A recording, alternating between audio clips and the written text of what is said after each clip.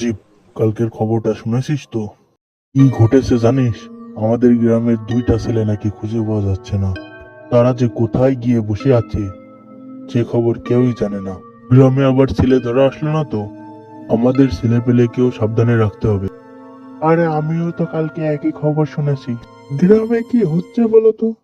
কে এরকম ছেলে পেলেদের ধরে নিয়ে যাচ্ছে? আমাদের লক্ষ্য রাখতে হবে, বুঝেছো? এই তো কালকে শুনলাম রাহানের ছেলে নাকি হঠাৎ করে উধাও হয়ে গেছে, আর ফিরছে না বাড়িতে। এই টাইমে আবার কে কল দিল? হ্যালো, কি হয়েছে? ও, আসছি আসছি। যাও, তোমরা রেডি হতে থাকো, আমি আসছি। আচ্ছা ঠিক আছে, তাড়াতাড়ি চলে আসি। আজকে যেতে হবে রে, বাড়ির থেকে আবার ডাক পড়েছে। আবার কালকে তোর সাথে কথা বলবো। হ্যাঁ হ্যাঁ, চল, আমারও যেতে হবে বাড়িতে, অনেক কাজ পড়ে আছে তো।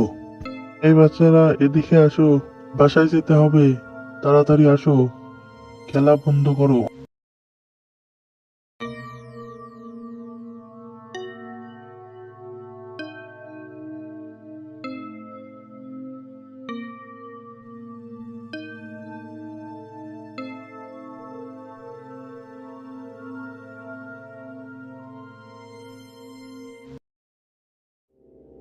এই রোহান, রোহান, এই রোহান, এই বাড়িতে আছিস? এই বের হ তো একটু। রোহান, কি হলো কাকিমা? ডাকছিলে কেন? এই তোর পাপনদা কোথায় জানিস? কালকে বাড়িতেই তো আসেনি। কালকে বিকালে তো তোর সাথে ঘুরে বেড়াচ্ছিল, তারপরে সে কোথায় গেল? আমি তো ঠিক জানি না কাকিমা। কালকে পাপনদা আমায় বলল তুই বাড়ি যা, আমি এখনই আসছি। পরে আমি বাড়ি চলে আসলাম, আর পাপনদা দেখলাম ওই জঙ্গলে ওদিক বেড়াতে গেল। ছেলেটা তাহলে কোথায় চলে গেল? এত বড় ছেলেকে তো ছেলে ধরা ধরতেই পারবে না। তাহলে কাকিকে কি মিথ্যে কথা বলা ঠিক হলো? কি গো, তোমরা এখনো রেডি হওনি?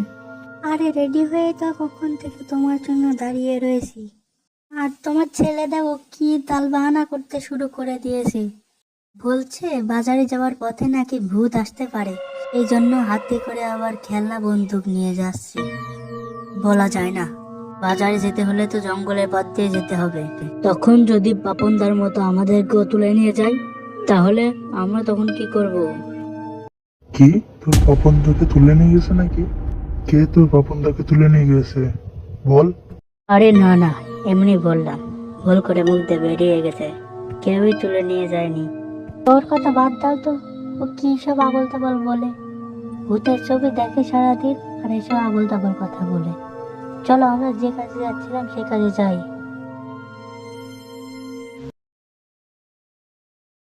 এখন তাড়াতাড়ি পায়ে হেঁটে চলে যেতে হবে, না হলে আবার আস্তে আস্তে সন্ধ্যা লেগে যাবে। চলো বেরোই।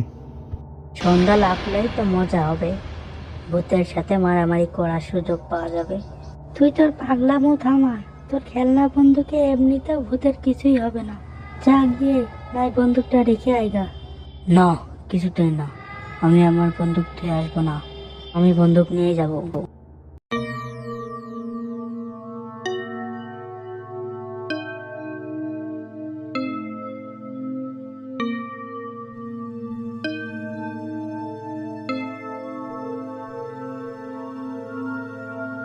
আরে, তুমি এখানে কি করছো? তুমি তো এই টাইমে ঘরের থেকে বের হও না। আরে ভাই, তোকে যে কি বলবো, নিউজ পেপারে যে খবরটা পেয়েছিলাম সেটা দেখছি আমার উপরেই প্রয়োগ হচ্ছে। আমার ছেলেকে কোথাও পাওয়া যাচ্ছে না, কালকেও বাড়ি আসেনি। আমি একটু জঙ্গলের ভিতর ছেলেকে খুঁজতে যাব, কিন্তু তোরা কোথায় যাচ্ছিস? এই যে আমি একটু বাজারের ভিতর বাজার করতে যাব, চলো তাহলে একসাথেই যাই।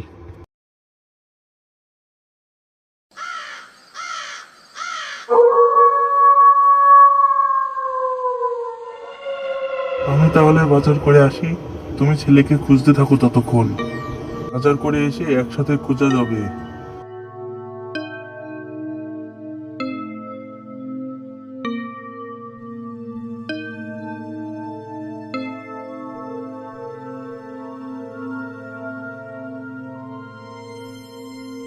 ওরে বাবা, এ আবার কি ভয়ঙ্কর জঙ্গল! এই ভয়ঙ্কর জঙ্গলে একা ছেলেকে কেমন করে খুঁজবো?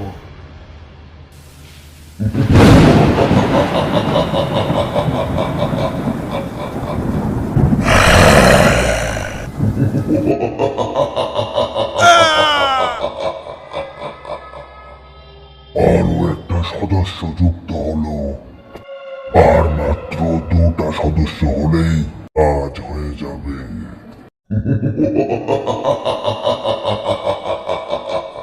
শয়তান ডাইনি, তুই আমার ছেলেকেও বন্দি করে রেখেছিস। খোকা, আমাকে বাঁচা। কে খোকা? আমি কোনো খোকা নয় তোমার। আমি তোকে বাঁচাতে পারলাম না খোকা, তুই ক্ষমা করে দিস। মনে হচ্ছে আমিও জম্বি হয়ে যাচ্ছি। তো বন্ধুরা, পরের পার্টটি দেখতে হলে সাবস্ক্রাইব করুন আমাদের চ্যানেলকে এবং কমেন্টে লিখুন part 2। Thank you for watching. এক জঙ্গলে বাস করত টুনি নামে এক পাখি। পাখিটির 3টি ছানা ছিল। বাচ্চাগুলোকে সে সুন্দরভাবে মানুষ করার জন্য খুব বড় এবং সুন্দর বাসা বেঁধেছিল। একদিন সে বাচ্চাদের খাবার জোগাড় করার জন্য বাইরে গেল। বাচ্চারা, তোরা থাক, আমি তোদের জন্য খাবার নিয়ে আসি। কোথাও যাবি না যেন, বাসার ভিতরেই থাকবি। আমি যত তাড়াতাড়ি সম্ভব চলে আসবো। এই বলে মা পাখিটি খাবার খোঁজার জন্য বাইরে গেল। সে বিভিন্ন জায়গায় খাবার খুঁজতে থাকে। খাবার খুঁজতে খুঁজতে সে এমন জায়গায় চলে আসলো, সেই জায়গাটা ছিল অত্যন্ত সুন্দর।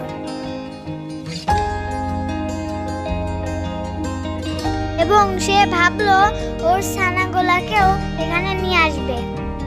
সে এদিকে ওদিকে দেখতে লাগলো কোথায় খুব সুন্দর একটা জায়গা করা যায়। অন্যদিকে পাশের জঙ্গলে বাস করত এক ডাইনি।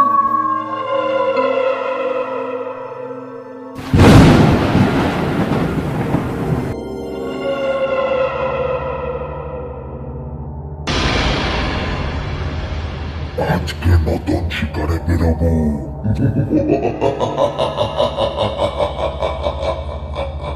শিকার খুঁজতে ডাইনিটি অন্য জঙ্গলে চলে গেল।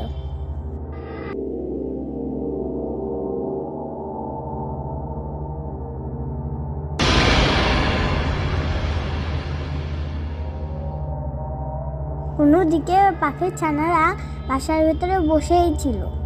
অনেকক্ষণ মা না আসায় বাচ্চারা সিদ্ধান্ত নিল মাকে খুঁজতে যাওয়ার।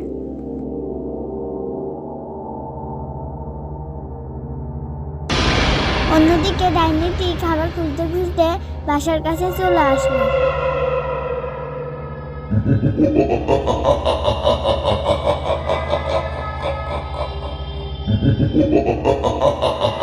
ডাইনির প্রকাণ্ড হাসি শুনে মা পাখিটি চলে আসলো এবং বাচ্চাদের না দেখে খুব রাগান্বিত হলো। তোর এত বড় সাহস! তুই আমার বাচ্চাগুলোকে খেয়ে ফেলেছিস, আজ তোকে মেরেই ফেলবো। আমি তোর কোনো বাচ্চাকে খাইনি। আর কি বললি, তুই আমাকে মারবি?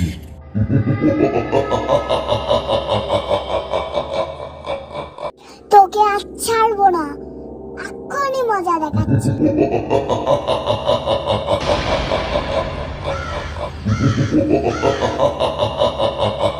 তোকে এখনই এই জাদু দিয়ে শেষ করে দেবো।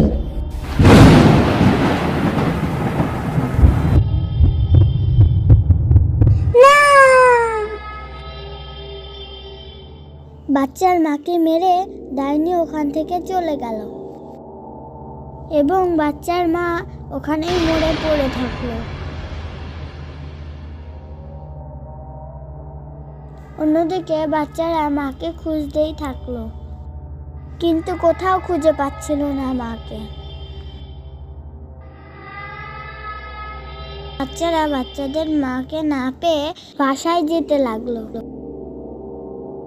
বাসায় গিয়ে তারা যা দেখলো তাতে তারা মনে খুব কষ্ট পেল।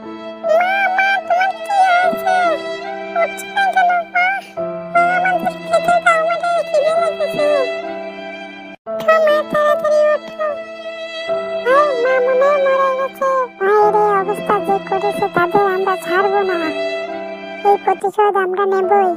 মার খুনিকে মারতে হলে আমাদেরকে একজোট হয়ে লড়াই করতে হবে। বন্ধুরা, বাচ্চারা কি মার হত্যার প্রতিশোধ নিতে পারবে? জানতে পার্ট 2 দেখতে ভুলবেন না। এবং কমেন্টে পার্ট 2 লিখুন।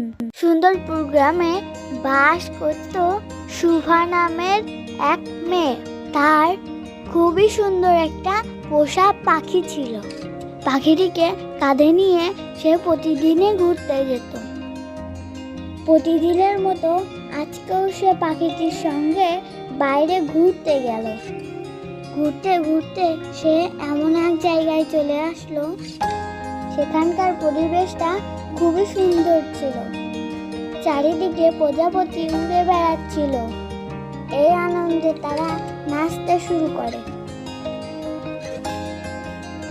পাখিটি উঠতে উঠতে পাশের জঙ্গলে চলে যাচ্ছিল। এই দেখে মেয়েটিও পাখির পিছনে দৌড় দিল। দৌড়াতে দৌড়াতে তারা পাশের জঙ্গলে পৌঁছে গেল। পৌঁছে ওরা যা দেখলো তাতে খুবই অবাক হলো। একটি বিশাল বড় পাখি জঙ্গলের ভিতর শুয়েছিল। মেয়েটি পাখিটিকে দেখে তার কাছে গেল।